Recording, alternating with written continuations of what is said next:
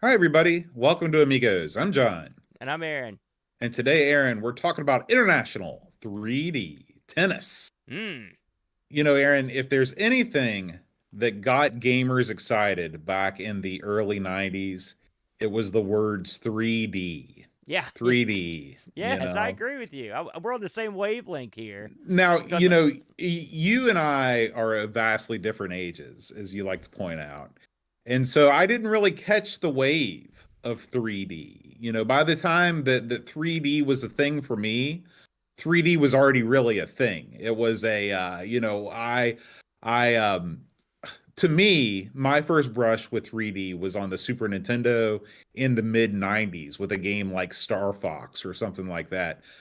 So I didn't really catch the earliest waves of sort of 3D polygonal games on the computers, but you did. What were yeah. some of the titles that you remember that you when you heard they were going to be in 3D, it really excited you? Well, I mean, I don't know if the thing is, you didn't hear about any titles. They just came Hmm. out. Yeah. So the ones I remember to stay, it's funny, 3D has even changed meanings over the years. Hmm. Hmm. When Battlezone came out in the arcade, like that was a 3D game, three-dimensional game, right? And everyone agreed. And Hmm. then when Zaxxon came out, 3D was redefined as that, which Right. that's the isometric game was in Hmm. 3D. Hmm. So then eventually 3D had to be something like that was that had depth and you can move and more freedom and stuff like something like a Virtua Fighter, for example, would be considered a 3D game. Now, you've also got 3D games where you wear the glasses. There's just another definition. So really, of all the games, the ones where you would wear the glasses are the Virtua Boy. Those are the ones where I was like, okay, this is real 3D, or the 3DS. The ones that you'd be like, okay, now we're getting some actual 3D. So it's changed. Just the thought of 3D has changed over the years. Now, But eventually, go ahead. I'm sorry. did you ever think of the early what's the Coco game where it's the first person game that is the real famous one? You talking about the Phantom Slayer? Is that what it's Yeah, the called? Phantom Slayer. Did you ever think about that game as being 3D when you were playing it? Or Dungeons of Dargoth. You might even think of that one. Hmm. Yes. Oh, absolutely. The games where you're in a maze and you're going forward from your own point of view, 3D. Hmm. 3D. That was what Yeah. you consider 3D. And then if you think about it, so you're in the Genesis slash Mega Drive Super Nintendo era, that era, and then your cousins on the PC, they're ebbing closer to like what we'd have considered proper 3D, which would be like Hmm. the PlayStation era, where they moved into that sort of 3D, moving away from the traditional 2D art style to the 3D one. And so then that was considered what 3D was. And I guess that's sort of what it's considered now. I remember when I got a game for the PC that was a 3D fighting game. Now it was horrible game. But I thought to myself, hey, we're here. We're catching up to the arcade. But of course, when the PlayStation came out, it really sort of it took games that like it took the concept of those sorts of 3D games and it had enough power to make them not suck. Hmm. Which I mean, my So, I opinion. mean, when do you consider the first non-sucky 3D experience to have occurred? Well, I mean that's At I mean home. At early, home. early. It would have been like Dungeons and Dragons stuff. Those things were fun, or even like skiing on the Coco was a fun game that you could say was in 3D, Okay, sorta. You that's know, true. That's true. But I'm talking about polygonal 3D, a la something like Virtua Fighter. Virtual Fighter in the arcade was a pretty big, and Tekken were pretty big deals. They Hmm. really pulled that off, and even those are pseudo 3D, I guess, in a There, way. I would call them totally I mean, 3D. they're 3D, but I mean, you sort of in Virtual Fighter, you sort of can move in and out of planes. I don't know. Hmm. You get into a weird zone there. It's hard for me to say because I mean, if you think about it, even something like Death Race could be considered a 3D game on the Hmm. Spectrum when we played it all those years ago. Hmm. So and they're fun, but I mean, I would say, like I'll tell you when Wipeout came out on the PlayStation, Hmm. or Ballerina to Shinden, I thought to myself, okay, there's no doubt that these are three-dimensional games. They've really got something going here. So You, I'd say you, something in that ballpark. Happy really nailed it for me. The first time that I saw Super Mario 64, I have a very similar story to the one that Rob Flack O'Hara tells, where you see this thing running at a store kiosk, and you're like, it's Mario. It's like Mario is real. He looks real, because like Happy says, that the camera, you could zoom the camera all around. There were no limitations. You could zoom it in, you could zoom it out. Mario could go anywhere. To me, that was the first time that I ever really felt like I was truly playing in like a real 3D environment. Up to that point, a lot of what I was doing was just kind of an on rails experience, which still had the 3D cell shaded polygons and stuff like that. Listen, please don't berate me for asking this because my brain's tapioca.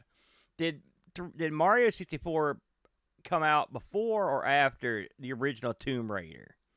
Ooh, because that one would be on the list for me. I think they came out in the same year. I think that they both came out in '96. And so I think that was one that really got my attention. Another Descent. Sure. Yeah. Descent was a real I think when you get to those games where you can rotate the camera on your own, it doesn't lend. Because you mentioned Star Fox earlier. I remember, I'm not the biggest console guy, but I remember I was like, holy smokes. Yeah. They did it. It's visually impressive, yeah. Now, they had to put a bunch of dumb crap in there with the animal, although I have grown to enjoy the stupidity. But, at the time I was like, this would be cool except for, the frog or whatever. Yeah, I don't know why you don't like anthropomorphic animals. Well, I don't. It's just they need to be in their. They have to stay in their lane. It's like I'm not gonna make a Star Trek movie with a bunch of frogs, for example. But isn't that what Guardians of the Galaxy is? No, those are aliens. You can get away with it then. But Star Fox, too cute. But I mean, listen, like I said, I've grown to enjoy it because it's so stupid. It's what fun. What if I entered Dusty's role playing game and I was like, guys, I'm Slippy the Frog. Well, there'd be an in-party assassination day one. Because Slippy would get you killed over and over, just like in the game. He's always screwing up, Whoop, that was a close one, Fox. I'd be like, sorry, Slippy. Not this time. So, but anyway, just to sum up with the 3D question, a lot of it, I think, is in the eye of the beholder. And then a lot of it is which definition do you choose first? I mean, you could make a strong case that the Virtua Boy had the first slew of a real true 3D games. I would even buy a case that something like the Master System or even the Vectrix that had those goggles and stuff that you could almost make an argument for that sort of thing. Yeah. So it's really however you define it. But I know one thing. I know what good 3D games look like, and I also know what bad 3D games look like, and I know about 3D games that didn't age too good. Those are all in the mix for 3D because unlike 2D art, you can sort of get away with, like, Moon Patrol looks great, right? But like some of those early 3D titles look like double garbage. Yeah, and speaking of double garbage, Aaron, let's talk about international 3D tennis.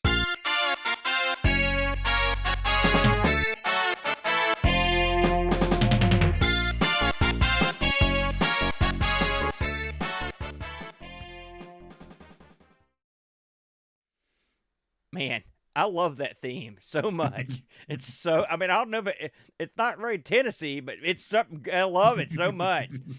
So, here's one vote. International 3D Tennis. Yeah. Have you ever played this one before? No. This is, I didn't see this one coming. Let's talk about it, shall we? So, International 3D Tennis debuted on the Amiga in 1990. Now, in the credits, it says conversion by David Korn, spelled cool guy style. Korn. I think this was converted over from the ST. I think because the Amiga, the Atari ST, the C64, the Spectrum, the Amstrad all came out in 90. I believe that this was ported up from the C64. You think so? It was wherever it was. It didn't debut here. I can tell you that. Get this. Who developed this Sensible Software? You ever heard of them? I've heard of them. It's funny. They hit or miss on their sports titles. That's for sure. Amongst their offerings, all the Sensible Soccer games, Sensible Golf, the Cannon Fodders, Megalomania, tons. But it's funny. The publisher on this Palace They did a ton of publishing, including the Barbarian games, Death Sword, Future Wars. We got to play this one, Voodoo Nightmare. I mentioned the conversion of this David Corns is only credit on the Amiga. The music on this was the ever-present, like non-stop working machine known as Richard Joseph. This man never stopped. Of course, he's done tons and tons and tons of stuff, including all the James Ponds, Moonstone, Rise of the Robots, tons of the Sensible Soccer stuff. And I will say his tune in this, he also did the sound effects. He did a pretty good job in this one. The tune is catchy. It sounds more like a sports show opening up. I guess that's what they were going Yeah, for. I think so. It works pretty well. This was a one-disc special here, Boater, and it doesn't seem like it, in the pantheon of sensible games, I don't see this one mentioned all that often, if I'm honest. Did you, True. I mean, having never played this before, I was baffled when I saw that Sensible Software were the people behind this one. So there's not a lot of pre-game on this one, but it's not like we could go into the deep history of this or talk about the wacky backstory. I will say 1990 was I was into tennis back when this was out. Yeah, This was, I mean, you were just coming out of your career. Well, I mean, I was into tennis playing, but also was into tennis watching. Oh, okay. I would say, I don't. It's funny, I don't follow tennis now. Do you? Do you follow it? I don't. But in the day, I was pretty on top of it and knew players. In fact, it's one of the few sports where I like the men and the women. I used to watch them both, because you really did get a different game with the men and the women. Did you play much tennis in your life? I never played tennis until I got married. Oh, really? Yeah. How do those games go, if I may ask? Well, Eep wipes the floor with me. That's how they usually go. She can run around and she has skill. Her ex-boyfriend owned a tennis club and she was over there all the time. So thank God that you don't have to compete. You know what I'm saying? True. Yeah. So you would say not a tennis player. No. I'll have the Mark Maddox people get your shirt ready. So this comes up with of course the aforementioned tune, and then the menu screen pops up. It's pretty low offering in the menu screen, but when this thing came up, the tune's playing, you look at what's on offer here on the menu screen without knowing what the game would look like. What were your first thoughts? Man, this is bad. What you mean you didn't even like the menu screen? No, the menu screen is just plain text on a black background. It's not that good. And they didn't. No. It's not that. It's not so. Your main menu options are 1 or 2 player, tournament, season, and demo. If you wish to see the demo, and from there you move into your in your sub menus. Again, 1 or 2 players, and then once you have chosen what game you want to play, you get to pick your skill level, which I believe goes from like novice up to like superstar or something like that, and then the computer skill level, I believe, goes from like 1 to like 15. I believe it might be 14. It was odd that it didn't get the same level as you did. You also get to pick the surface you want to play on. It's got everything from clay to carpet to grass to hard court. It's got a good variety. You're not picking your play area. You're just picking the court style, which may or may not make a difference. I don't know. I was okay at this, so I don't know if the court made a difference. It did. The only difference I could see for sure, it did change how the ball moved. Once you've picked all this stuff, and Boat, I want to get your reaction to the game starting. Well, the game starts, and you see 2 triangle man, Yeah. You see these 2 triangle men, and they're facing off against each other. And if you're serving, then you throw the ball up in the air with your little stick arm, and then your little triangle racket hits the ball, and it goes across the net, and you start playing tennis. I mean, that's what happens. So you didn't have a visceral, you didn't have a guttural, or a shocked feeling when you saw the way the tennis was being presented? That's what I wanted to know. Oh, I see what you're asking. Yeah, Yeah, within, I'll give the menu, the menu screen a break because there's lots yeah, of Amiga games with lackluster menu screens. yeah.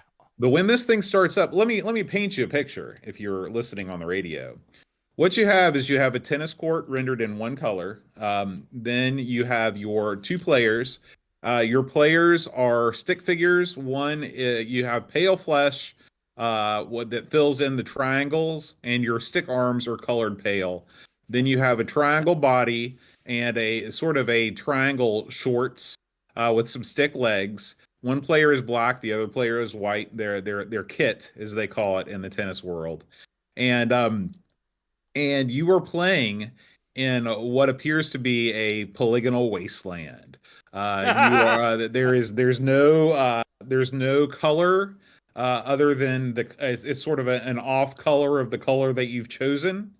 The stands, there are stands. The stands are bare. They are flat shaded polygons that just serve to show that there's something else just beside the endless void beyond the tennis court. And then you've got you've got some backstops behind the court that are never used. And That's it. That's what you see. That's what you see now. When one player wins a set or a game, I'm sorry, you'll go to a polygonal scoreboard. The polygonal scoreboard actually looks pretty good. It's rendered in perspective. If they would have drawn some clouds or something, that would have been the most That's kind a of bridge too far. picturesque part of the game. They'd be Um, pointy but clouds. this is by far, I mean, this is about as bare bones as graphics can get. Well, I mean, I can't argue with you on that. So I just so happens, but I wanted to just for fun, I wanted to read this to you. The box have a lot of bullet points on it. All right, Hmm. I thought it would be fun to kind of go over and see how we thought it did against these. So, of course, remarkable new 3D real time animation system, one or two players, four player abilities. View the game through any of 10 camera angles. We'll talk about that in a minute. Learn to play topspin and backspin balls. Tune control over the direction of your shots. I like this one. TV tennis theme tunes. Yeah. And So what Happy pointed out that the theme tune is actually a real theme song from the BBC tennis show. very So good. It thanks, sounds Happy. like one. 64 different computer opponents with 16 skill levels. 72 tournaments to play in, all based on real events with genuine court conditions and prize monies. Four court services, grass, clay, carpet, and cement. Digitized pictures on the Atari ST and Amiga. Digitized the voice of real Wimbledon umpire. And he Okay. does sound like one, too, when he talks. ST and Amiga. Okay. And lastly, you choose between which of 22 tournaments to play in a full tennis season against world-class competition and aim to earn $1 million. So those are if you read the bullet points on that, it doesn't sound too bad. I'd like to comment on the graphics myself real quick. Yes, this is, but when I said that 3D games often didn't age well, this would be the game. This would be Exhibit A. These guys are triangle-headed goose, and their rackets are triangles, and they it looks, I don't know what, if can you imagine tuning in and seeing these people play tennis on your TV? You'd think you're another world. Yeah, yeah. It's very alien. Now, if you're watching at home, you're watching footage I generated because there's frightfully little footage on YouTube for this game. You have the ability to use the function keys to choose between 10 different viewing angles, that's the gimmick of 3D, right? I mean, that you could say, okay, hey, this is 3D, including from behind. Like there are some that are so far out that like you could barely see the court, which I thought, I don't know what the deal is with those, and then there are plenty of them that are just useless. I chose to play with the default view because it was the one that I could understand how to play. How did you feel about first of all, did you screw with the camera controls? Did you have a angle that I didn't pick for your favorite? So when I first fired this up, I went through everything that I've just described. And then I was like, you know what? The saving grace of this thing is going to be able is when I'm going to be able to kind of rotate the court to the precise angle that I want. I can zoom and rotate the court, and that's going to be the real kind of killer app of this game. Um, Unfortunately, what you get are just several predetermined angles, 80% of which are totally useless. You've got the angle that's 16 miles away. You've got the angle that's 10 miles away. You've got the angle that's 10 miles away at a different viewpoint, etc. Um, I was really hoping that we would be able to, to pan, scan, and rotate, and really like get up really close to the court. Because again, what I'm describing is, this would be a really cool tech demo, but at least it would be something that would make the game a little bit cooler. And what you get is not that at all.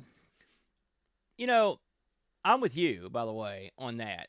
I found the camera angles. Now, again, I'm not going to keep disclaimering this. So I'm going to end my disclaimer with this final disclaimer. This is an early 3D game with all the limitations that you would find in an early 3D game. Now, with that said, I found the different camera angles not that good. I didn't like. The only one I liked was the one you're looking at right here, which is the side to side. If you were listening on the radio, so I don't think they're that helpful. It's a cool gimmick, but it's like when you're playing a flight simulator and you hit the button to let you see the chase view or something. You're not really going to use that when you're playing. It's kind of neat that it's there. So I'll give it that. That's kind of cool. As you play the game, you'll realize that they do add some quality of life things to help you. When you're in line to hit the ball, your guy will start flashing. It's a lot like Dragon Slayer. It's time to hit the action button when your guy starts flashing. I did find that timing the swing was interesting. This game runs, let's put it this way, it's not in what I would call true tennis time. It runs a lot slower. And keep in mind, I played this, I actually tried this on the Mister and on my emulator. So I got a pretty decent speed, like a 500 would run, and it was pretty slow. Mhm. So I always played on the fastest courts, like your cement, because that way you get the ball to move quicker. Movement in this was baffling at first. Did you have trouble just figuring out how to move your guy in the correct directions like I did, Well, Bode? the problem is that, well, it's not a problem. If you read the directions, your movement is sort of predetermined by the difficulty level that you select. So if you're playing on the easiest mode, your dude will run towards the ball, and basically all you have to Yes. do is time your shot. And then as you go up the difficulty levels, you gain more and more freedom of movement. So as I was playing, I was like, man, I'm really doing great. I'm always going to where I need to go. And then when I read the documents, it made me feel kind of bad.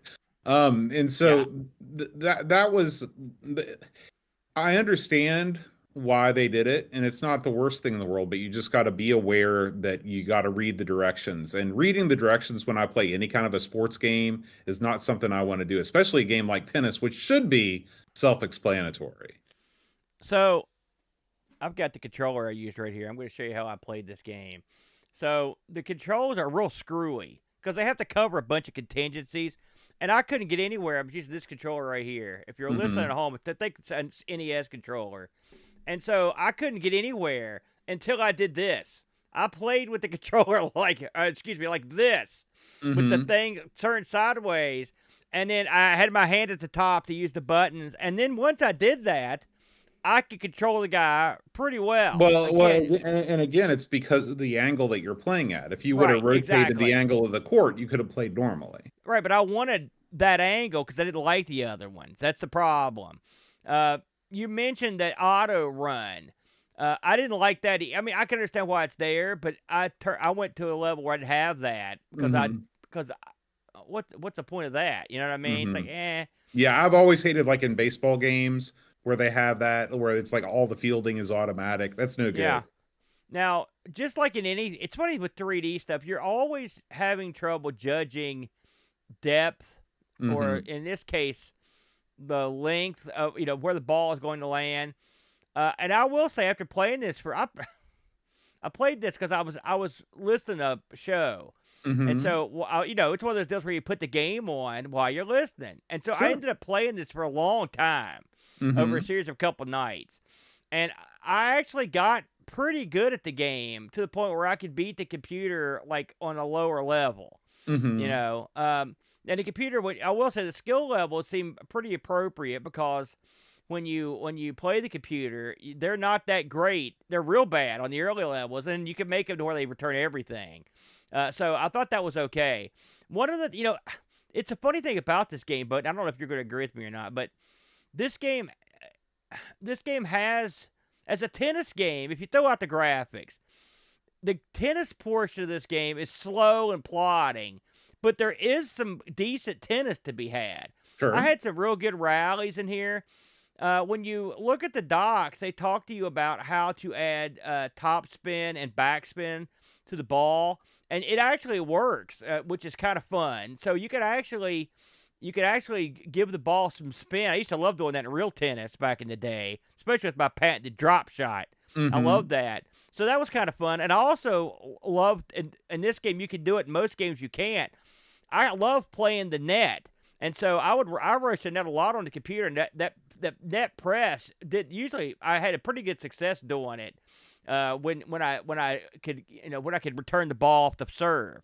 Mhm. Serves change in this as well as you go up the difficulty lane, where you can actually have some pretty. You can actually, well, you're supposedly able to have really tight serves. I moved up the difficulty on this, I was not as good at serving. Did you try that? Did you try moving up and trying to serve on the higher levels? No, no. It's much more difficult. I will say they something else they've done. They've done a good job with the difficulty levels on this because they actually scale nicely. Like there's a subtle change between the 5 levels, and then it's hard to say with the levels of the computer because there's so many. But I think they're okay. Um, I had a lot of good rallies. The problem with the game is it's hamstrung by its own, in my opinion, its own gimmick, which is the 3D. Because it sucks when you've got a really good rally going, and then something happens where you just can't judge the depth of the ball, and it blows it. A real easy Right. shot makes it look like a chump, you Right. know. Well, But here's the main problem that I have with this game, and all then right, I'll let you have the kind of the closing salvo here because I know you yeah, want to defend it. Is there were lots of good tennis games released before this on the Amiga. Okay, you had Pro Tennis Tour, you had Tennis Cup. These were games that were just as good, if not better, in terms of the game of tennis played. This game doesn't play a bad game of tennis. I like the speed. It's sort of a TV sports basketball speed game of tennis, which I appreciate. I don't like things to move too fast. The problem is that when you look at the C64 game, aside from the triangles being colored in, the C64 game looks exactly the same. so lazy. And you know that the Amiga was capable of doing more than the C64 when it comes to graphics. Yeah, And to yeah. me, that's just it's unforgivable that they didn't take advantage of the 16-bit platforms to improve the game whatsoever from the Commodore 64 version. I mean, yes, you're right, and that's indefensible. I'm not even going to try to defend that. I had a look at the 8-bit versions of this, and there was a little difference. And so it's the same old story. They moved it on up the line. I would expect more from the Cincy guys, but hey, everybody likes to make a buck. You know what I mean? Yeah, and Uh, I don't so know, you know, it says that Palace Software is on the box. Palace Software is maybe they were the developers and Sensible. No, no, yeah, you're right. no, Sensible was the developer and Palace yep, was the publisher. It's yep. really hard to know. Like you said, I sometimes it's a hit and sometimes it's a miss with I wonder Sensible. if Cincy just did the conversion. Maybe that's Maybe so. You Maybe know, so. and then they brought Richard Joseph in to kind of seal the deal. Yeah. Because I can't While you're imagine. talking, I'm going to check on Lemon 64 Yeah. and So I'll look that up. just to close my thoughts on the game, um, it's a game. It would be interesting to play with two people. It would play with two people would really limit the amount of use of 3D, you know. And 3D tennis is a concept that it took a while to get that right because for example, my favorite Amiga tennis game is Great Courts 2, right? Mm-hmm. Which came out a year later, but it's not in 3D. Not like this. It's a traditional sort of tennis game, video game. And I think it plays a better game of tennis, but I don't think it plays as realistic a game as this. To be honest with you, it's more arcadey type tennis. So there's room for a game because I think eventually Sega, when the Virtua Tennis series came out, I thought that's really the one that really got me going. Was that Mm-hmm. one? You know, and Mm-hmm. that was years and years later when that series came going. So this is an early series, and I will say if you play this on one of the 8-bits. Oh, and if it played about the same, I think you have that's a decent Oh, on the job eight on the those. 8 bits on the C64, if you play a game like this, you're like, yeah, this is a really impressive Yeah. achievement. And again, it's not a bad game of tennis, but playing it on a 16-bit machine is unfortunate. I did check. Sensible also coded the C64 Well, version too. there you go. So they probably already had it in the kitty, and they were like, "Well, let's bring it Hmm. up." Yeah. I think with two players though, there might be some fun to be had. But I mean, if you've got two people to play Amiga, you could probably find something a lot more fun to play than Right. than this game. But um, it's not a total loss. It's just not that good. And you also are right. In 1990, I don't know what was being played on the consoles at the time, but I bet it was more fun than this. Yeah, And I mean, even the tennis, the black box NES game is more fun than this game. So, so I looked to see how this did. I was actually quite interested in this boot. The people in Lemon give this a score of 6.03. So I looked at the comments on Lemon, and there were some. I mean, there were some people that killed it, but there were some people that really defended this game. hmm. The people over at Hall of Light give it a 75% lore score. The reviews of the day they're really interesting. And I don't normally do this, but I want to talk about re-reviews on this because it's funny how they work. So when this came out in 90, Amiga Action gave it an 80%. And then when it was released as a budget title in 92, they rescored it at 40%. That Mm. shows you that by 92, this had way jumped the shark. Yeah. Amiga Format, on the other hand, its original view of this game, they gave it a 79%. And when they re-reviewed it in 92, they gave it an 83%. So they went up in Mm. their review Interesting. of it. Yeah, I thought that was unusual. Amiga Power reviewed this in 92 and gave it a 74. So you can see these reviews. CU Amiga, 88% when it was released, and then when they redid it, 76. So a lot of people had a lot of respect for this game when it came out. The one gave it an 89 and 90. It's a real good score. So Hmm. people enjoyed this game to a certain degree. Like I said, that fleshes out in the comments I read. Did we get any action on Discord on this one, Boater? Oh yeah, this was a popular game to review.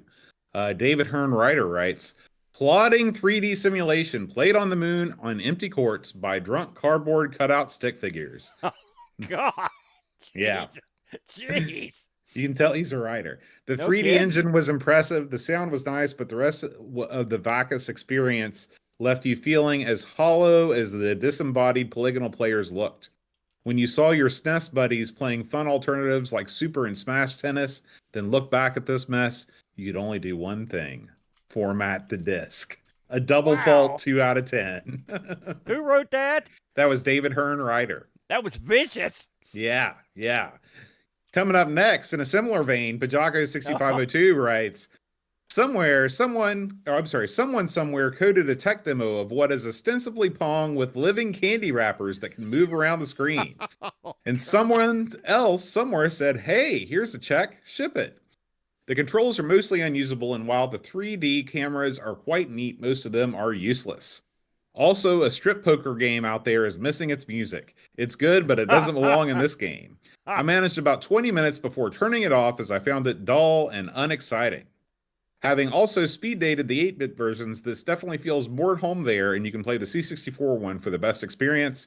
This version should have been on a cover disc, 4 out of 10. You know, that's a good point. This would have been right at home on a cover disc. Ravi asks, or Ravi, he doesn't ask anything. He writes, he says, I he's a enjoy man. tennis games. However, this one felt very slow. I tried to get into it, but quickly got bored. The stadium felt empty. Well, it's because it was empty. And while the players moved well, their triangular heads gave them a creepy horror like appearance. Oddly, as soon as I quit playing, I fired up a random music disc on WHD Load, and it actually had samples from the soundtrack, which freaked me out even more. Game, set, and match. I guess that's down to the fantastic sound work of Richard Joseph, 3 out of 10. And finally, PKLX writes, "What an awful game." That was my first impression. After I learned to turn the camera behind the player, I started to warm up to it. Sometimes it was difficult to tell whether the ball would land in the front or rear of the court, but at its best, the game felt like an exciting tennis match. However, similar controls with traditional 2D graphics would probably make for a better game. Still, points for ambition, 5 out of 10. I love it. I love it. Before we move on, I want to say two things. First of all, I want to thank, if you're watching at home, you can see the cute little thumbnails at the bottom of my screen. Our good buddy in Discord, Night Fox, made those. Just me playing tennis, but it takes me back to my high school days when I was polygonal and that one. That was a weird time. Talking about tough shaving. The other thing, let's talk about the eBay on this. Let's say you want to go pick this up. Really, therapy would be what I would suggest. But if you were hardcore, and if you had to be in Germany or Austria, you're a bit of, you can pick these up all day for $23 US in the box. You got to rush out to get this one, Boater? Not in a million years. No. So I guess the final thing, if you want to play tennis on your Amiga, and this is your only choice, I would maybe just put on the pub games. That's basically the way I would do it. If you ask any Amiga repair technician what the most problematic component of a motherboard is, they'll undoubtedly mention capacitors. The electrolytic capacitors that shipped with the Amiga are 30 years old or older at this point, and each one is a ticking time bomb waiting to explode battery acid all over your motherboard, sometimes damaging it irrevocably. Don't wait. Replace your capacitors now. Full capacitor kits for every Amiga model are available now at retrorewind.ca. Don't want to attempt the repair yourself? Use their white glove recap service and leave the intricate removal and soldering process to the professionals using industry standard equipment. Use the promo code Amigos10 at checkout and save 10% off your cap kit or service. Remember, make retrorewind.ca your first stop for all your Commodore computer needs. Amiga News.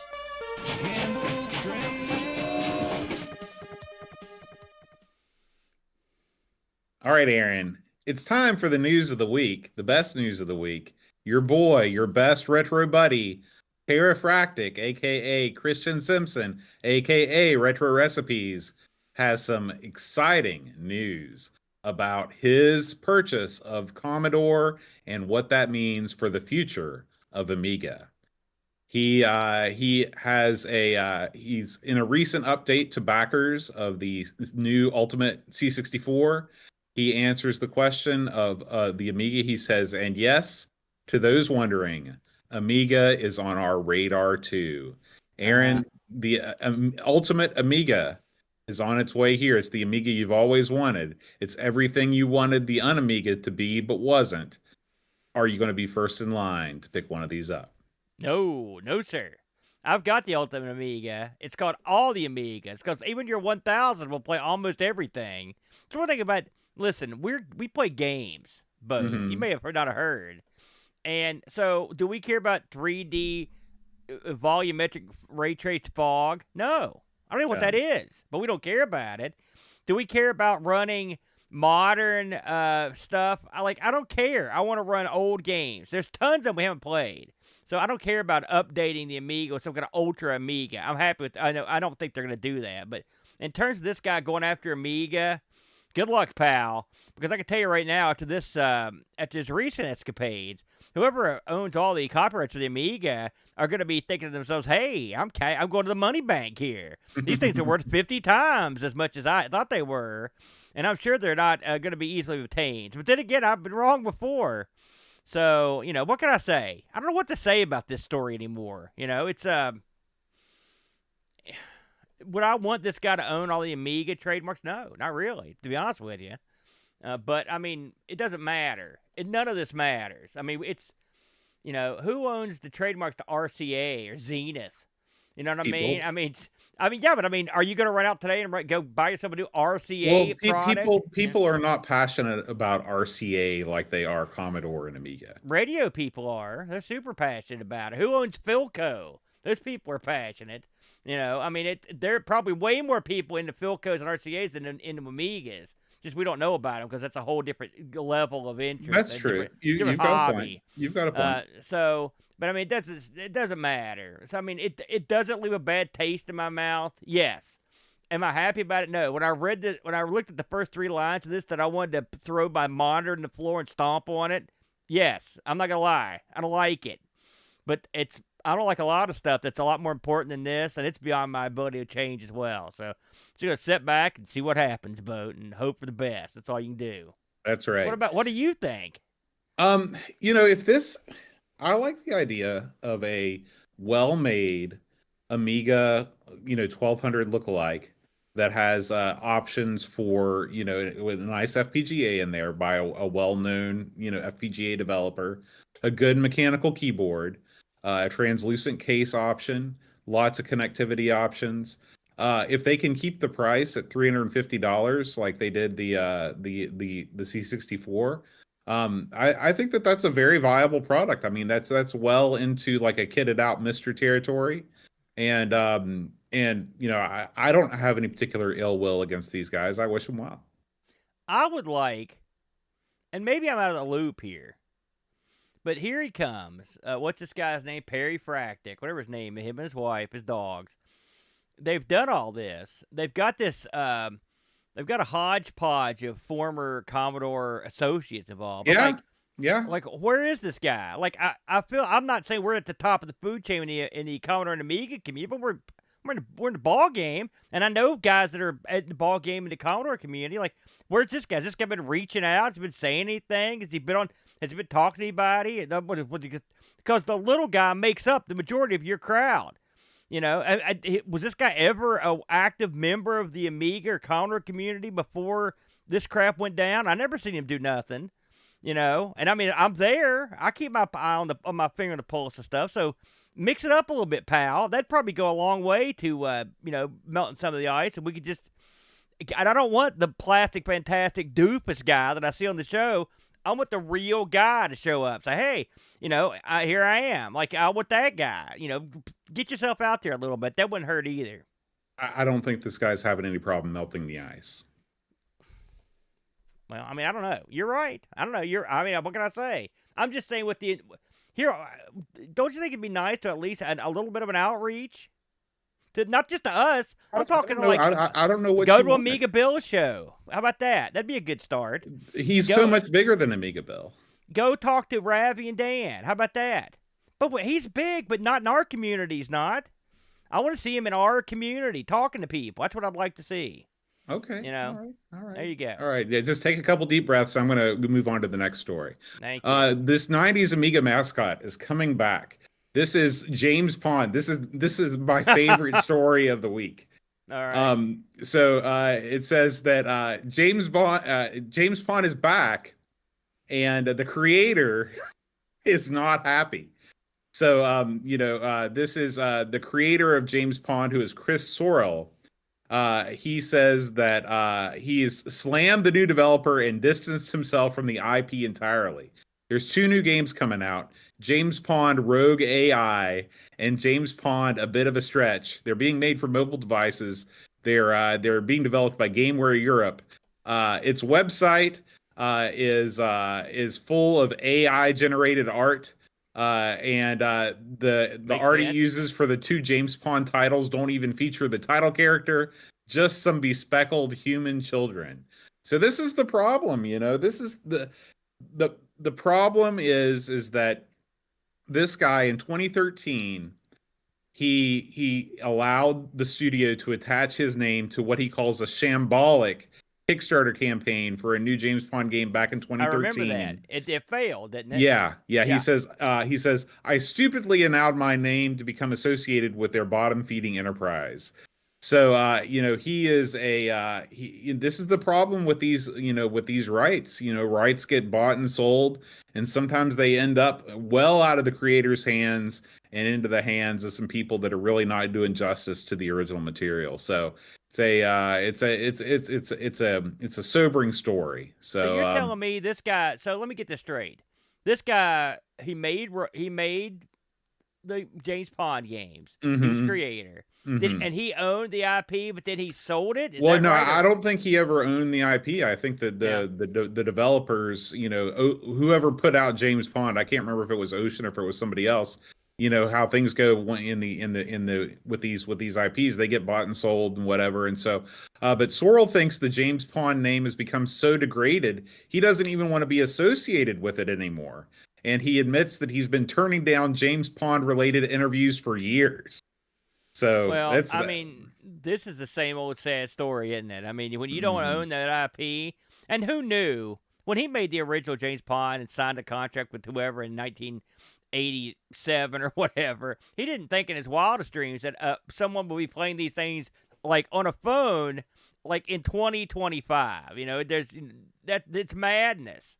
Yeah, So Isolated Ray in the chat points out Millennium were the publisher. So Millennium, when they went under, they probably the James Pond IP probably floated about for a while and ended up with these guys. So at the end of the day, if this goes out there and you're a fan of the guy or the original Pond, or just don't buy it. I'm not saying it's gonna be right. bad. It might be good, but Hmm. that's all you can do. The only way you can sound off is just to not get involved, I think. Yeah, yeah. All right, next up is there are 3 big days left until the close of the Kickstarter for the ZX Spectrum Next issue 3. We wanted to put the word out there Whoop! one more time to say that if you have been waiting to jump on the bandwagon, get your own ZX Next, you can do so. There are 3 days left. They wanted 339 grand. They've raised almost $3 million. It, So it's crazy to me. Boat on that, and it's funny thing is we talked about this last week briefly. Are the people that bought these just sitting on them? I hope we get some action here. I want action. I want an online store. All that stuff I was promised. That's what I want to see. And now that they're getting all this sweet, sweet wad, did you see all these stretch goals? They got stretch yeah. goals to beat the band. Like Yeah, they're they're doing it all. closing in. I They're think they've closing in on done. their final stretch goal, which is the next episode of Monty Mole. So there you go. It's fun. It's funny. Listen, just here's breaking news. Happy just wrote in our chat that he's developing a Monty Mole game for the Spectrum with official support from the IP owner and the author. So Oh, interesting. There you go. So that's the breaking news right here. But we all wish this thing well. Like I said, it's a good piece of kit, and hopefully all the people that get these will get them out, play with them, and get that super fire that outfit. Yeah, yeah. Just as I was watching, man, it's amazing to watch the ticker tick up in real time. So Yeah. good luck to 3 all those mil. guys. Jeez, that's Yeah. crazy, Bo. Jeez. Next up, everybody's favorite game, Settlers 2, which was it's one of those games that came out for the PC. Only the original Settlers made it to the Amiga, and for years, Amiga fans have been pining for Settlers 2 to come out on the PC or on the Amiga. And wonder of wonders, miracle of miracles, Settlers 2 Gold Edition is coming to AGA Amigas in October 2025. It's gold. This game is officially licensed by Ubisoft. They've dotted all the I's and crossed the T's. Wow. And so this is I'm trying to look at who actually was behind this. But I'm not sure what publisher. Oh, it's Look Publishers, I guess is what they're called. They are straight out of Germany, just like the original Settlers. You can buy this thing. You can pre-order it right now. If you go to the source here, and make sure you look at the English version if you are an English speaker. You can buy the game. It starts at €29 for the digital edition. Get a standard box edition for 50. The collector's edition is at 100. Unfortunately, collector's edition are already out of stock. Did you I'm see sure these this thing is specs? going. Look at Yeah, this. you got to have a hefty Amiga to run this thing. I mean, let's hold the phone here on this. I'm slamming on the brakes, Boat. Okay, You've got okay. to, yeah. It's a. I know people love. I know you don't like Settlers, and I don't care, but people love this game, and so now you're like, oh, AGA version, that's going to be gold. It's not gold. It requires an 040 in the thing. That's crazy time. That's so like when you go down that road, what are we doing? I don't know. I don't know what's happening. So Well, it's just too much. To me, that's too much. okay, that's fine. Our next story, Aaron, is a new album that comes out from Alistair Brimble. Alistair Brimble taking some heat on social media this week because the cover of this album is the most AI generated cover that has ever been generated by AI. Oh yeah. Someone asked him why he did it this way, and he responded in one word: lazy. So it reminds me of some other thumbnail producers I know. And so you gotta give the guy credit. He didn't lie. That's right. That's right. So this is a tribute to 40 years of composing on the Amiga by Alistair Brimble. You can pick this up right now on Alistair Brimble's Bandcamp page. You can buy the digital album for £10.95, and it comes with 10 big tracks celebrating 40 years composing music for the Amiga. Man, that's not what I'm assuming what we're looking at here is that. Yeah. I mean, I'm not lying when I said it's the most AI cover ever generated by AI. Listen, the guy's a musician. That's right. There you go. So, that's good stuff right there. I mean, you shouldn't laugh, but it's funny. I'm looking at the first review here on Bandcamp, and I thought it said, "This is pure ammonia to me, and I want it injected right into my veins." But he didn't say ammonia. He said anemoia, which I don't know what that is, but it's not ammonia. So maybe it meant to put ambrosia or something. Oh yeah, who knows? Would you really want that injected in your veins either? I don't really want to inject anything into my veins at this time, except for the big. All right, Aaron. Next up, Lock and Chase, a 1981 arcade game by Data East, gets an Amiga release. Now, Lock and Chase is not one that I've spent a lot of time with. Are you a big Lock and Chase guy? I think I played this on the Intellivision mostly. Yeah, I was not good at it, but this is the kind of game you would love, Boat, and Brent too. It looks like it's right up my alley. Type game, It's sort of like a ladybug-ish. Yeah, like a ladybug kind of thing. So we should probably have a little look at it here. Let's have a look and see what it looks like. This is JOTD, so it's going to be solid gold money. And it looks pretty good. It looks pretty good. Yeah. PAL or NTSC supported. Runs on 50 frames per second on an A500, so you don't need a monster machine. 100% original game code, sound, and graphics. So JOTD, you've done it again. You've converted another classic Golden Age arcade game for us to enjoy on our Amigas. Yeah, very good. Very good. Looks good. And finally, Aaron, biggest news of the week.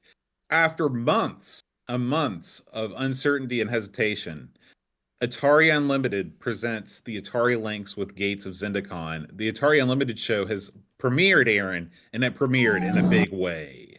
Well, I was telling Bo before the show. We don't usually. It's funny, we don't hardly ever plug our own stuff. Well, we used to, but we had to put a stop to it because of various reasons. It's funny because now we don't produce as much stuff, but we don't ever plug it. But I thought this week, since this is the debut episode, I would mention it to people that might care.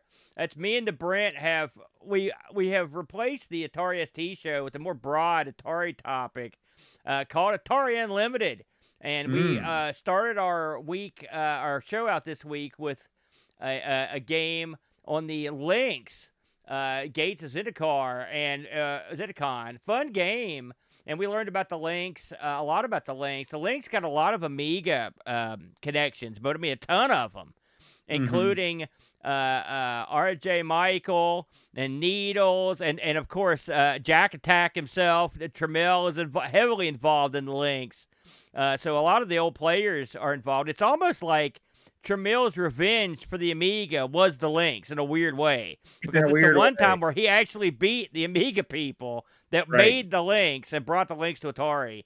It was an interesting episode to research, and we had a lot of fun with it. So if you're into Atari at all, or just want to see a couple of Doofus types chat for a half hour, you might get a kick out of it.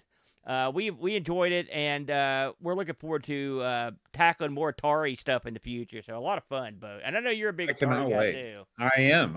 I'm proud to be a patron of Atari Unlimited. And if you're interested you, Bo. in supporting that show, patreon.com/the retro rotation. Very good. All right, Thank you, Aaron, Bo. that's going to do it for this week's news. What do we have coming up next week on the show? Let's find out, shall we?